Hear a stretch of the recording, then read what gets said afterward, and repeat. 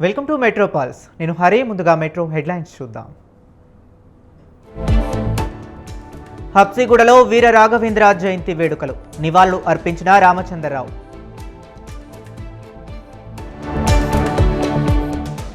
Party ఫిరాయింపు కేసులో supreme తీర్పును స్వాగతిస్తాం. Speaker తగిన నిర్ణయం తీసుకోవాలన్న వివేకానంద.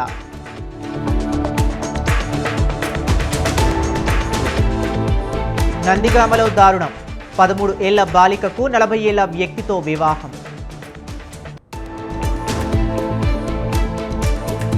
కేపీహెచ్బీపీఎస్ పరిధిలో చైన్ స్నాచింగ్, వృద్ధురాలి మెడలోంచి మంగళసూత్రం లాక్కెళ్లిన స్నాచర్స్.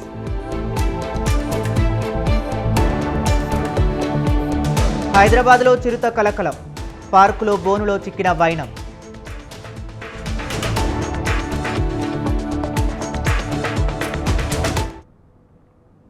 మెట్రో డీటెయిల్స్ చూస్తే కెప్టెన్ వీర రాఘవరెడ్డి జయంతి సందర్భంగా హబ్సిగూడలో ఆయన విగ్రహానికి రాష్ట్ర బీజేపీ అధ్యక్షుడు రామచంద్రరావు పూలమాలలు వేసి నివాళులు అర్పించారు. కార్గిల్ యుద్ధంలో వీరమరణం పొందిన కెప్టెన్ వీర రాఘవరెడ్డి ఆశయ సాధన కోసం ప్రతి యువకుడు ముందుండి పోరాడాలని కోరారు. ఈ కార్యక్రమంలో స్థానిక ఎమ్మెల్యే బండారి లక్ష్మారెడ్డి తదితరులు పాల్గొన్నారు. సింధూరు మీద ఏదైతే చర్చ జరుగుతున్నటువంటి నేపథ్యంలో ఈరోజు మన హైదరాబాద్, తెలంగాణ మొత్తం కూడా గర్వపడేలాగా కార్గిల్ వీరుడు ఆ రోజు ఉగ్రవాదుల్ని ఎక్కడ స్థావరాలను తెలుసుకొని స్వతహాగా పోయే ఉగ్రవాన్ని హత చేసి షహీద్ అయినటువంటి ఆత్మ ఆహుతికి పాడినటువంటి కెప్టెన్ వీర రాజారెడ్డి గారు వారి యొక్క విగ్రహం హబ్సిగూడలో స్ట్రీట్ నెంబర్ 8లో పెట్టడం జరిగింది. ఈ వీధి పేరు కూడా అప్పుడు ఉన్నటువంటి ఒక ఎమ్మెల్యే ఎన్విఎస్ఎస్ ప్రభాకర్ గారి యొక్క ప్రోత్సాహంతో ఇక్కడ కెప్టెన్ వీర రాజారెడ్డి ఈ యొక్క పేరు పెట్టడం జరిగింది ఈ యొక్క వీధికి. అదేవిధంగా త్వరలో ఒక పార్క్ కూడా ఇక్కడ నిర్మాణం అవుతుంది. వీర రాజారెడ్డి గారి యొక్క చరిత్రతో, వారి త్యాగాలతో మన యువత భారతదేశం పట్ల, ఈ యొక్క దేశ ఒక సంస్కృతి పట్ల, దేశ భద్రత పట్ల మనము ఒక దేశభక్తి. పార్టీ మారిన ఎమ్మెల్యేలపై 3 నెలల్లోగా నిర్ణయం తీసుకోవాలని సుప్రీంకోర్టు తీర్పునిచ్చింది. ఈ తీర్పు బీఆర్ఎస్ విజయమని బీఆర్ఎస్ ఎమ్మెల్యే కేపీ వివేకానంద గౌడ్ అన్నారు. పిటిషన్లో తాను కూడా ఇంప్లీట్ కావటం ఆనందంగా ఉందన్నారు. రేవంత్ రెడ్డికి శాసన వ్యవస్థ, ప్రజాస్వామ్యంపై నమ్మకం ఉంటే 10 మంది ఎమ్మెల్యేలతో రాజీనామా చేయించి ఉప ఎన్నికలకు రావాలని సవాల్ విసిరారు. సుప్రీంకోర్టు కామెంట్స్ను స్వాగతిస్తున్నామని అంటున్న కుత్బుల్లాపూర్ ఎమ్మెల్యేతో మా ప్రతినిధి సవీన్ ఫేస్ టు ఫేస్. మరిన్ని విషయాలు తెలుసుకొని చెప్పండి. సుప్రీంకోర్టు తీర్పులో మీరు కూడా ఇంప్లీడ్ అయ్యారు. ఇప్పుడు సుప్రీంకోర్టు ఇచ్చిన తీర్పు పట్ల మీరు ఎట్లా ఫీల్ అవుతున్నారు?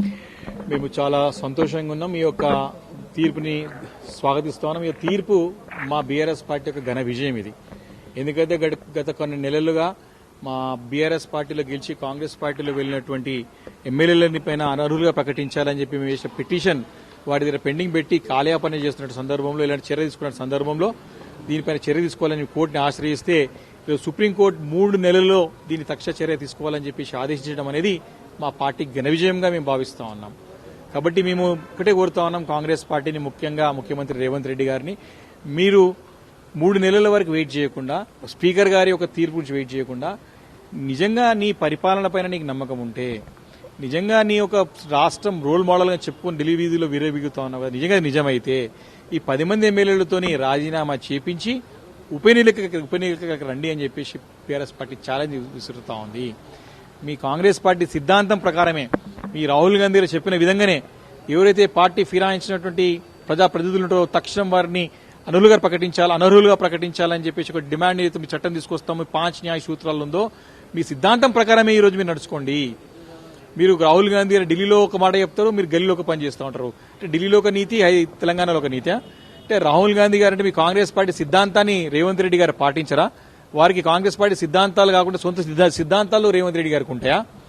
రాజ్యాంగాన్ని పాటించరా? వారి సొంత రాజ్యాంగం వారికి ఉంటుందా? కాబట్టి ఇమీడియట్ గా ఈ యొక్క శాసన వ్యవస్థ గౌరవాన్ని, పవిత్రతని కాపాడాల్సిన అవసరం ఈరోజు ఉంది. ముఖ్యమంత్రి గారు ముందుకు వచ్చి తక్షణం ఈ 10 మంది ఎమ్మెల్యేలతో రాజీనామా చేపించాలని చెప్పి ఎన్నికలు రావాలని చెప్పి మేము డిమాండ్ చేస్తాం. సుప్రీంకోర్టు తీర్పులో క్లియర్ గా చెప్పింది పార్టీ ఫిరాయింపులపై పార్లమెంట్ లో చర్చ జరగాలి, చట్టం చేయాలి, అన్ని పార్టీలు కూడా ఇందుకు సహకరించాలని చెప్పింది. బీఆర్ఎస్ పార్టీ పరంగా గతంలో మీరు మెర్జర్ చేసుకున్న పార్టీ ఫిరాయింపుల పట్ల భవిష్యత్తులో మీ కార్యాచరణ ఏ విధంగా ఉంటుంది, మీ పార్టీ స్టాండ్ ఏ విధంగా ఉంటుంది? మేము 10 షెడ్యూల్ ప్రకారమే ఆ రోజు మేము మర్జర్ చేసుకున్నాం. ఈ రోజు సరే చట్టం తేవడమే ఖచ్చితంగా వస్తుంది, కానీ ఈరోజు సుప్రీంకోర్టు తీర్పు ఉన్నది. ఈరోజు ఇమీడియట్ గా ఆ తీర్పుని అనుసరించాల్సిన అవసరం ఈరోజు మన ఇక్కడ రాష్ట్రంలో ప్రభుత్వం పైన ఉన్నది. కాబట్టి దాని అమలు దాన్ని ఇంప్లిమెంట్ చేయాల్సిన అవసరం ఉన్నది. కాబట్టి మళ్ళీ సుప్రీంకోర్టు ఇన్వాల్వ్ అయ్యి డైరెక్షన్ ఇచ్చే వరకు ఆగకుండా ముందుకు వచ్చి ముఖ్యమంత్రి గారు ముందుకు వచ్చి దీని ముందుకు 10 మంది మొత్తం రాజీనామా చేపించి ఎలక్షన్స్ రావాలని కోరుతా ఉన్నాం. స్పీకర్ కి 3 నెలల పాటు సుప్రీంకోర్టు టైం బాండ్ విధించింది. ఇప్పుడే ఉప ఎన్నికలు వస్తాయని బీఆర్ఎస్ పార్టీ నేతలు ఎట్లా చెప్తున్నారు? మీ వర్కింగ్ ప్రెసిడెంట్ కేటీఆర్ కూడా ఉప ఎన్నికలకు సిద్ధంగా ఉండాలంటూ క్యాడర్ కి చెప్పారు. అదే ఎప్పుడు వచ్చినా సరే 3 నెలలు వచ్చినా సరే 4 నెలలు వచ్చినా సరే సిద్ధంగా ఉండమని చెప్పి వారికి పిలుపునిచ్చినారు. కాబట్టి నేను అందుకే డిమాండ్ చేస్తున్నా కదా, నేను 3 months వరకు వెయిట్ చేయకుండా మీరు ముఖ్యమంత్రి గారే మీ పార్టీ సిద్ధాంతం ప్రకారమే వారు రాజీనామా చేయమని డిమాండ్ చేస్తాను. ఒకవేళ 3 నెలలలోపు స్పీకర్ నిర్ణయం తీసుకోకపోతే బీఆర్ఎస్ పార్టీ కార్యాచరణ ఏ విధంగా ఉంటుంది? బీఆర్ఎస్ పార్టీ ఏ విధంగా ఉంది? ఈ రోజు బీఆర్ఎస్ పార్టీ అని కాదు, న్యాయ వ్యవస్థ, న్యాయస్థానం ఆశ్రయిస్తే న్యాయ వ్యవస్థ ఈరోజు సుప్రీంకోర్టు అంటే మన అత్యున్నత న్యాయస్థానం మన దేశంలో తీర్పునిచ్చింది. ఆ తీర్పుని అనుసరించకపోతే జరిగిపోయేటువంటి పరవశాలు ఏమిటో చూస్తాం కదా మనం కూడా.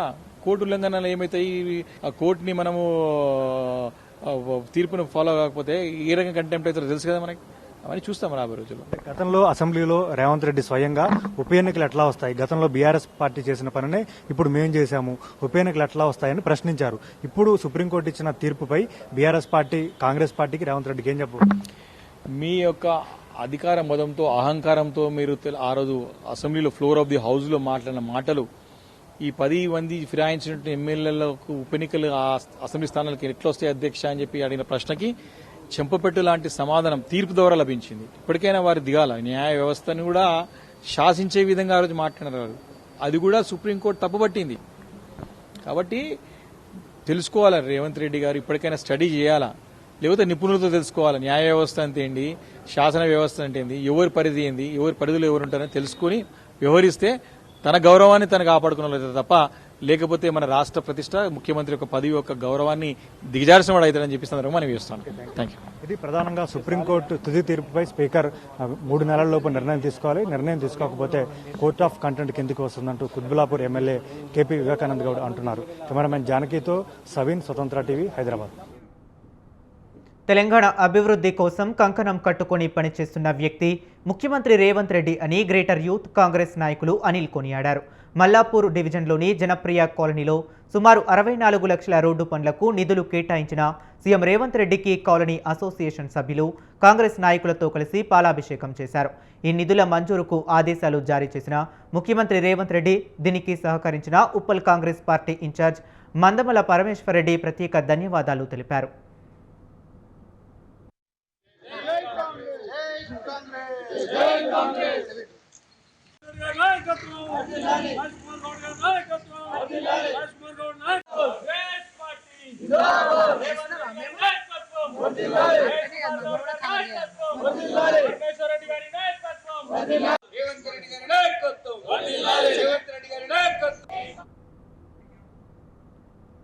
ఎస్సీ వర్గీకరణ చేసిన కాంగ్రెస్ ప్రభుత్వానికి కృతజ్ఞతలు తెలుపుతున్నామని ఎంఆర్పీఎస్ వ్యవస్థాపక అధ్యక్షులు ఉరుసుపాటి బ్రహ్మయ్య మాదిగ అన్నారు.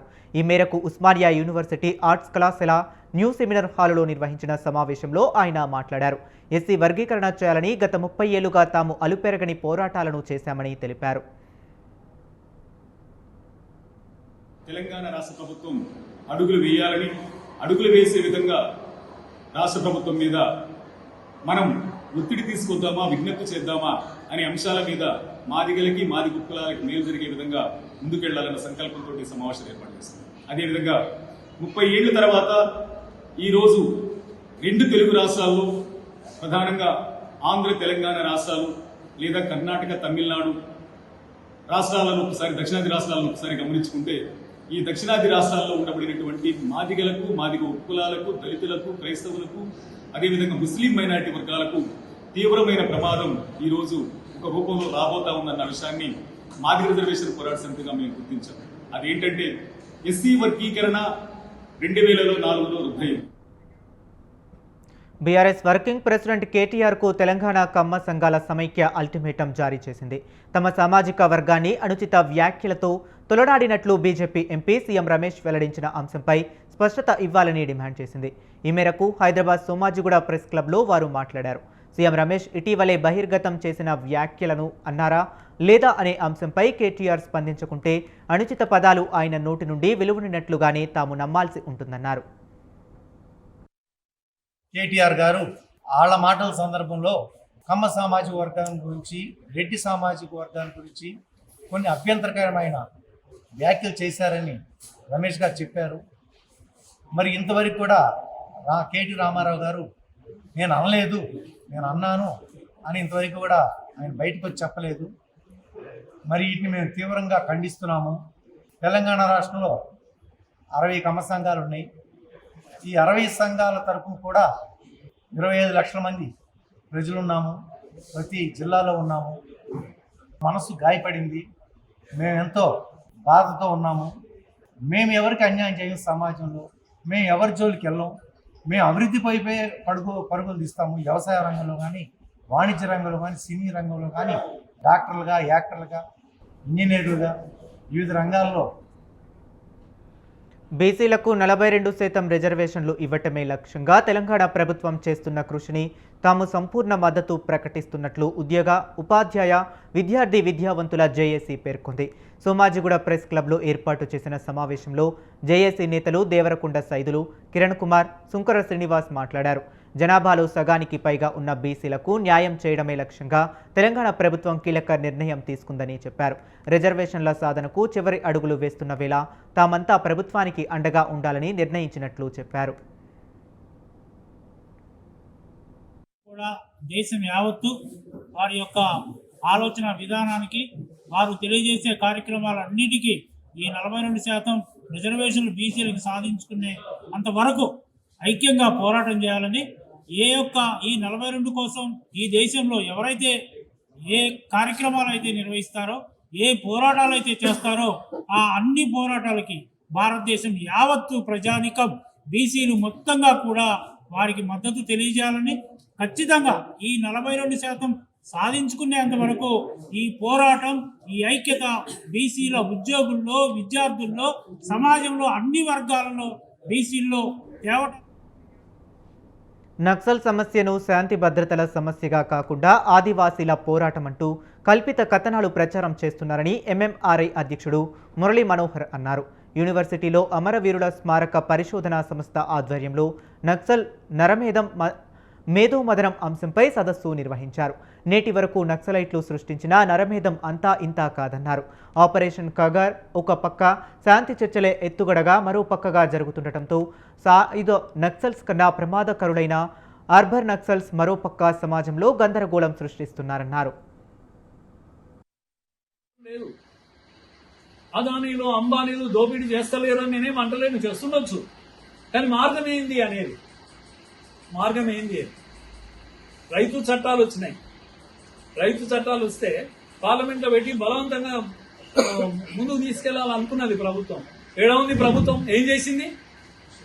రైతులంతా వచ్చి రోడ్ల మీద కూర్చుంటే ప్రభుత్వం ఏం చేసింది? తోక ముడిచింది. చట్టాలు వెనక్కి తీసుకుపోలేదా?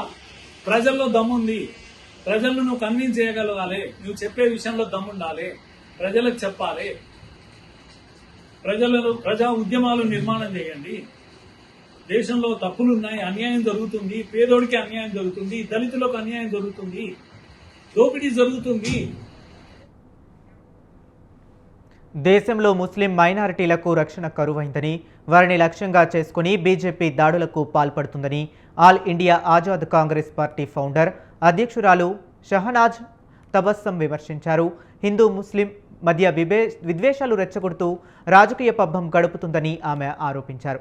హైదరాబాద్ బషీర్బాగ్లోని ఆ పార్టీ కేంద్ర కార్యాలయంలో ఏర్పాటు చేసిన సమావేశంలో ఆమె మాట్లాడుతూ All India Azad Congress Party 2014లో రిజిస్టర్ అయిందని, వచ్చే ఎన్నికల్లో తమ పార్టీ పోటీ చేస్తుందని తెలిపారు.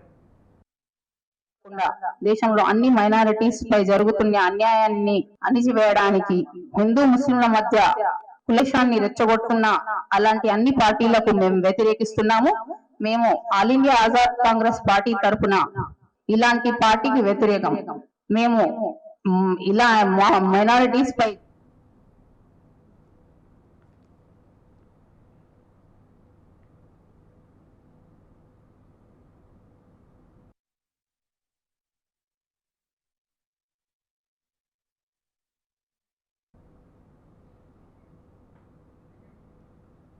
కాంగ్రెస్ ప్రభుత్వం విద్యార్థి లోకానికి మోసం చేసి నిట్ట నిలువునా ముంచాలని కుట్ర చేస్తుందని పీడీఎస్యూ జిల్లా అధ్యక్షులు సురేష్ ఆరోపించారు. సంగారెడ్డి జిల్లా బహీరాబాద్ ఆచార్య డిగ్రీ కళాశాల నుండి ఆర్డీఓ కార్యాలయం వరకు పీడీఎస్యూ ఆధ్వర్యంలో ర్యాలీ నిర్వహించారు.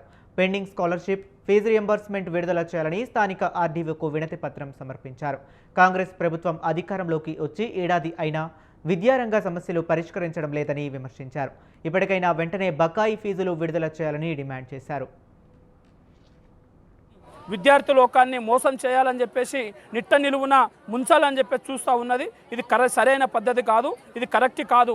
మేము ప్రగతిశీల ప్రజాస్వామ్య విద్యార్థి సంఘం పీడీఎస్ ఆధ్వర్యంలో దాదాపుగా 7,200 కోట్ల రూపాయలు విద్యార్థులకు రావాల్సిన పెండింగ్ స్కాలర్షిప్, ఫీజు రియంబర్స్మెంట్ విడుదల చేయాలని చెప్పేసి ఈరోజు రాష్ట్రంలో, తెలంగాణ రాష్ట్రంలో పోరాడి కొట్లాడి సాధించుకున్న రాష్ట్రంలో మా బతుకులు మారుతాయి, మా ఉద్యోగాలు వస్తాయి, మాకు కొట్లాడే పరిస్థితి ఉందా అని చెప్పేసి మేము కలలు కన్నాం. కానీ ఈరోజు ఆ పరిస్థితి కలలుగానే మిగిలిపోతూ ఉన్నాయి. విద్యార్థులు ఈరోజు మళ్ళీ రోడ్డెక్కి అయ్యా మేము చదువుకుంటాం, అయ్యా మేము గతి లేని వాళ్ళము, మాకు మీరు ఇవ్వండి అని చెప్పేసి అడుక్కోనాల్సినటువంటి పరిస్థితి ఇంతకు దిగజారుతూ ఉన్నారు ఈ ప్రభుత్వాలు. అభం శుభం తెలియని 13 ఏళ్ల బాలికకు బాల్య వివాహం చేసి తల్లితో సహా మరో 3గురిపై కేసు నమోదు చేసిన ఘటన రంగారెడ్డి జిల్లాలో చోటు చేసుకుంది. నందిగామ మండల కేంద్రానికి చెందిన 13 ఏళ్ల బాలిక స్థానిక ప్రభుత్వ పాఠశాలలో 8వ తరగతి చదువుతుంది.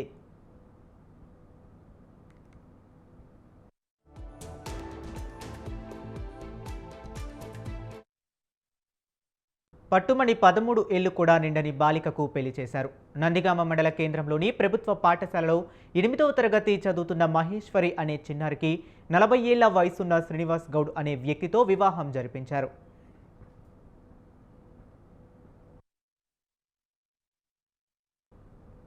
మహేశ్వరి చదువుతున్న పాఠశాల ప్రధానోపాధ్యాయుడు సుధాకర్ పోలీస్, రెవెన్యూ అధికారుల దృష్టికి తెచ్చారు.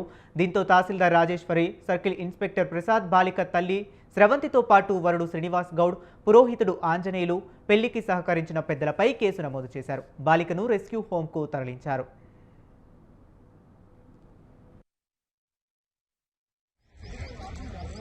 నందిగామ స్కూల్ టీచర్ సునీత వేయడం ద్వారా తెలిసింది ఏంటంటే 8th క్లాస్ అమ్మాయి మహేశ్వరి అనే అమ్మాయి 13 years ఉంటుంది, నందిగామ. అమ్మాయికి మ్యారేజ్ అయిందంటే సార్ 5th monthలో ఇలా బాధపడుతూ చెప్పింది ఏంటంటే నోటీస్లోకి వస్తే అమ్మాయిని పిలిపించడం, టీచర్ని పిలిపించడం జరిగింది. అమ్మాయి స్టేట్మెంట్ రికార్డ్ చేసి తెలిసింది ఏంటంటే అమ్మాయికి 5th monthలో తండ్రి లేడు, తల్లి ఒకటి ఉంటుంది. ఆమె పేరు స్రవంతి. ఆమె స్రవంతి, ఈ అమ్మాయి మహేశ్వరి, తమ్ముడు 3 ఉంటారు ఇంట్లో. ఆ తల్లి రెంట్కి ఉంటుంది. ఆ రెంట్ ఓనర్ అయినటువంటి పెంటయ్యకు గతంలో మా అమ్మాయికి పెళ్లి చేస్తా అని చెప్తే పెంటయ్య అనే అతను శ్రీనివాస్ గౌడ్ అందవాడ చేవెళ్ళకు సంబంధించిన అతను 40 years ఉంటాయి. పెళ్లి సంబంధం తీసుకొని వస్తాడు. ఆ సంబంధం మాట ముచ్చట చేసుకున్న తర్వాత లింగమంతుల గుడి, షాద్నగర్ లిమిట్స్లో ఉన్నటువంటి లింగమంతుల గుడిలో 5వ నెల 28వ తారీఖు నాడు ఈ పెంటయ్య మన శ్రీనివాస్ గౌడ్తోని ఆ పంతులు ఆంజనేయులు, కమ్మరి ఆంజనేయులు అనే పంతుల ద్వారా పెళ్లి చేయడం జరిగింది. అమ్మాయి మైనర్ ఉంది, 8th క్లాసు. తర్వాత పెళ్ళి అయిన తర్వాత ఒక 1 week అందవాడలో ఉన్నది. తర్వాత మళ్ళీ ఇంటికి వచ్చి తల్లి దగ్గరికి వచ్చేసింది. మేడ్చల్ జిల్లా దమ్మాయిగూడ మున్సిపాలిటీ ఆధ్వర్యంలో కీసరలో హరితాహారం కార్యక్రమం జరిగింది. అందులో భాగంగా గీతాంజలి కళాశాల విద్యార్థులు సుమారు 500 మొక్కలు నాటారు. ఈ కార్యక్రమంలో Keesara RDO Venkata Upender Reddy, Dammaiguda municipal commissioner Venkatareddy, ఇతర అధికారులు తదితరులు పాల్గొన్నారు. పెంపొందించుకునేందుకు అవకాశం ఉంటుంది కాబట్టి మనమందరం కూడా, ప్రతి పౌరులం కూడా నిరంతరంగా, అంటే ఇది ఏదో ఒక రోజుతోనే కాకుండా నిరంతరం మన జీవితంలో లైఫ్ స్టైల్ లో భాగంగా ప్రతి సంవత్సరం కొన్ని మొక్కలు నాటడం అనేది మనం అలవాటుగా చేసుకుంటే అప్పుడు మనం భవిష్యత్ తరాలకు ఒక గొప్ప కానుకగా ఇచ్చినట్టుంటుంది. మనమే కాకుండా ఈ భూమి పైన బ్రతికేటందుకు ఎన్నో తరాలు, నెక్స్ట్ భవిష్యత్ తరాలు చాలా ఉంటాయి. మనం ఒక్కరమే కాదు, వాళ్ళకు మనం మంచి చక్కని వాతావరణాన్ని ఇచ్చుకోవాలి తప్ప మొత్తం వాతావరణం అంతా కాలుష్యం చేసేసి ఆ భావితరాలకు ఇవ్వకూడదు. అందుకోసం గాను మనం ప్రతి ఒక్కరు కూడా మన వంతుగా ప్రతి సంవత్సరం ఒక సంఖ్య పెట్టుకుని ఎన్నో కొన్ని మొక్కలు నాటడం ద్వారా ఈ ప్రకృతిని మంచిగా సమతుల్యంగా పాటించేటట్టుగా చేయడానికి కృషి చేసినట్టు అవుతుంది. కాబట్టి మీరందరూ కూడా అదేవిధంగా మహిళా సంఘాలు, అదేవిధంగా వివిధ రాజకీయ నాయకులు, ప్రజాప్రతినిధులు, మాజీ ప్రజాప్రతినిధులు అందరికీ కూడా ఈ కార్యక్రమంలో పాల్గొన్నందుకు, అదేవిధంగా ఈ కార్యక్రమాన్ని ఇనిషియేట్ తీసుకొని ఏర్పాటు చేసిన పురపాలక సంఘం కమిషనర్ గారికి, అదేవిధంగా గీతాంజలి కాలేజీ విద్యార్థులకు, అదేవిధంగా వారి కోఆర్డినేటర్కి అందరికీ పేరు పేరున మరొకసారి ధన్యవాదాలు తెలియజేసుకుంటూ సెలవు తీసుకుంటున్నాను. ప్రజలందరూ కూడా చక్కగా ఆరోగ్యంగా వాళ్ళ యొక్క హెచ్ఎండి లేఅవుట్ లోని ఈ పార్కు స్థలంలో వన మహోత్సవం కార్యక్రమంలో పెద్ద ఎత్తున గ్రామ పెద్దలు, సమభావన సంఘాల మహిళలు, గీతాంజలి కాలేజ్ విద్యార్థులు, పురపాలక సంఘం అందరూ సిబ్బంది పాల్గొని పెద్ద ఎత్తున మొక్కలు నాటి ఈరోజు కార్యక్రమాన్ని విజయవంతం చేసినందుకు అందరికీ ధన్యవాదాలు తెలియజేస్తున్నాం. పురపాలక సంఘం చేపడుతున్నటువంటి ప్రభుత్వ ఆదేశాల ప్రకారం 100 రోజుల కార్యక్రమంలో ఎన్నో కార్యక్రమాలు, సెగ్రిగేషన్ కానివ్వండి, అదేవిధంగా గుట్టల పూజలు కానివ్వండి, వన మహోత్సవం కానివ్వండి, వీటన్నిటిని ఎన్నో కార్యక్రమాలు చేసుకుంటూ ముందుకు వెళ్తున్నాం. 60 రోజులు హైదరాబాద్ KPHBPS పరిధిలో చైన్ స్నాచింగ్ జరిగింది. వృద్ధురాలి మెడలోంచి మంగళసూత్రాన్ని లాక్కెళ్లారు స్నాచర్స్. కారులో వచ్చి హిందీలో అడ్రస్ అడిగిన దుండగులు మాట్లాడుతుండగా మెడలో చైన్ లాక్కొని పారిపోయారు. దీంతో బాధితురాలు శ్యామల KPHB పోలీసులకు ఫిర్యాదు చేశారు. కేసు నమోదు చేసుకున్న పోలీసులు CCTV ఫుటేజ్ ఆధారంగా దర్యాప్తు చేపట్టారు.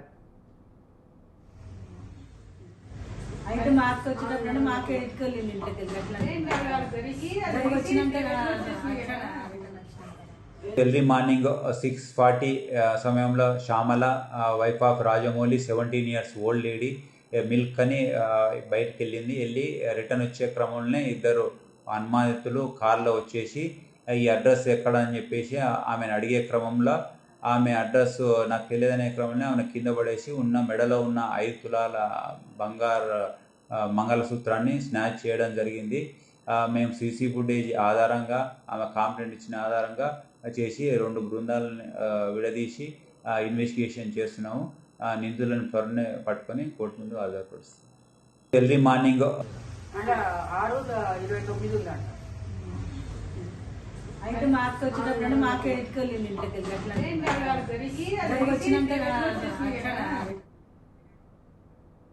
ఆహారం దొరకకపోవటం వల్లే చిరుతలు జనావాసాల్లోకి వస్తున్నాయని, ఇలాంటి ఘటనలు ప్రస్తుతం ఎక్కువయ్యాయని అటవీ సంరక్షణ ప్రధాన అధికారి సువర్ణ అన్నారు.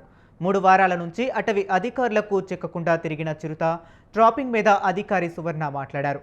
ట్రాపింగ్లో చిరికిన చిరుత కుక్కల మీద దాడి చేయగా మనుషులెవ్వరి మీద దాడికి పాల్పడలేదని తెలిపారు. జనావాసాల్లోకి చిరుతలు వచ్చిన సందర్భంలో ప్రజలెవ్వరూ ఆందోళన చెందకుండా అటవీశాఖ హెల్ప్ లైన్కు సమాచారం ఇవ్వాలని సూచించారు.